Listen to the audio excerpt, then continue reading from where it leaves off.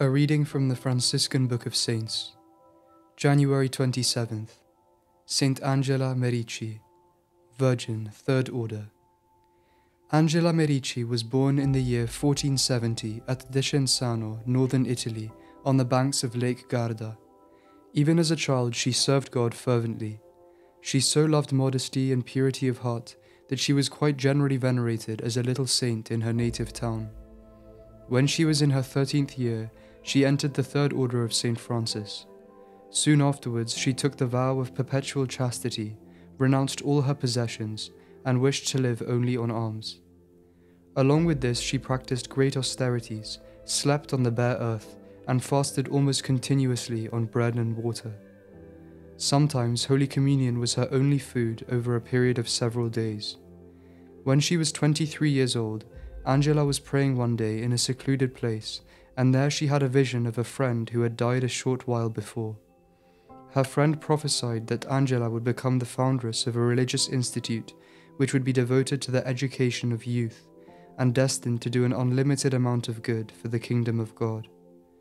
That proved to be a great incentive for Angela, not only to lead a life of contemplation, but also to serve her fellow men in active work. She gathered about her a group of young women, and together they went out to give religious instruction to little children, to help the poor and to care for the sick.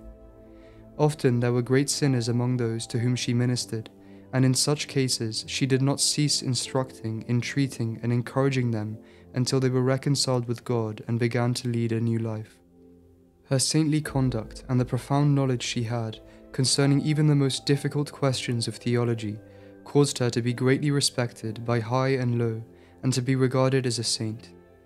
In order to escape such honor, Angela left her native town of Descensano in 1516 and went to Brescia, where a wealthy pious merchant offered her a house.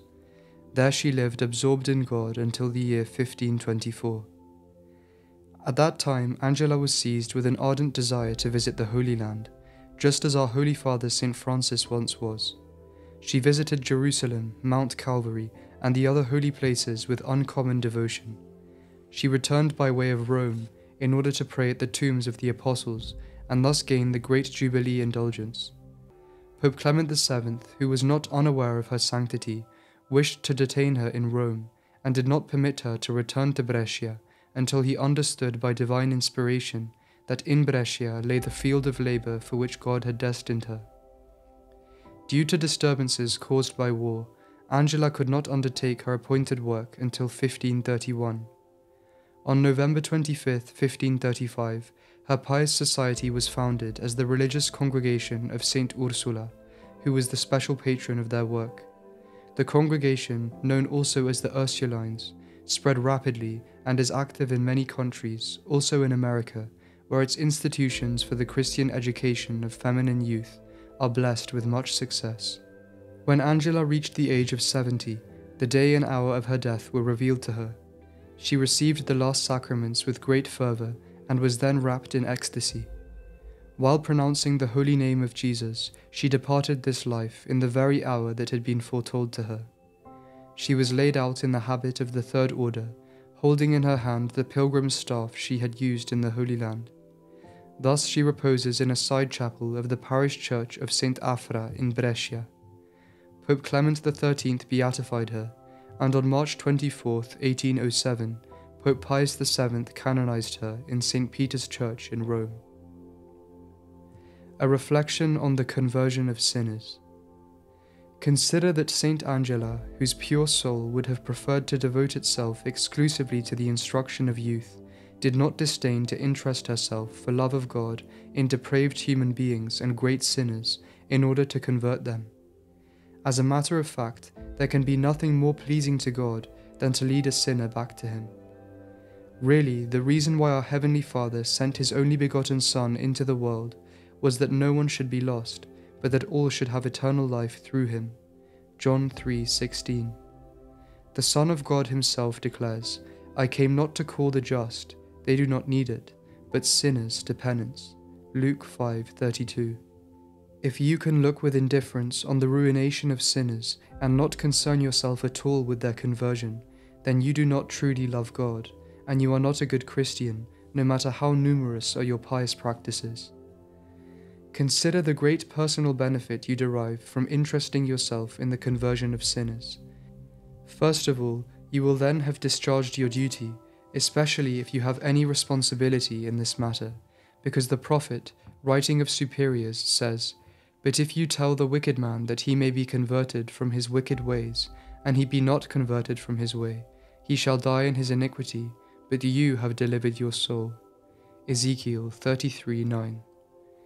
But if by the grace of God you have succeeded in converting a sinner, then you have acquired invaluable treasures for yourself, for St. James writes, "He who causes a sinner to be converted from the error of his way shall save his soul from death, and shall cover a multitude of sins." James 5:20. What an incentive, especially for those who themselves have once walked the road of sin. Consider by what means the sinner is converted. Not by corrections, sermons, and reproaches can one hope to achieve this end. If it is tried with bitterness and abusive words, it will serve only to make the sinner more set. A hearty, kind, and gentle word generally does more good than severity. St. Francis de Sales used to say, "One can catch more flies with a drop of honey than with a cask of vinegar." But it is also necessary to pray fervently to God, who inclines hearts as the divisions of waters. Proverbs 21:1, and to invoke Mary's intercession for the conversion of the soul. Mary is the refuge of sinners and the mother of mercy. Appeals to her most pure heart have resulted in the most astounding conversions. You will also find grace taking effect in a remarkable way if you aim to appease the divine justice for the sinner by means of works of penance. St. Francis Xavier used to do that.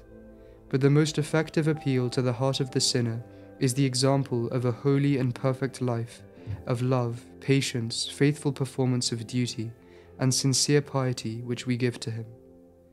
In this way, Saint Angela converted sinners, Saint Monica converted her husband and her son Augustine, and in this same way the sisters in hospitals, like real angels of mercy, still convert numerous souls to God. May Saint Angela help us arrive at the joys of heaven in this way ourselves, and be instrumental in helping others get there too. Prayer of the Church. O God, who through Blessed Angela didst cause the new company of holy virgins to grow up within thy Church, grant us through her intercession to lead angelic lives, so that renouncing all earthly joys, we may deserve to enjoy those that are eternal. Through Christ our Lord. Amen.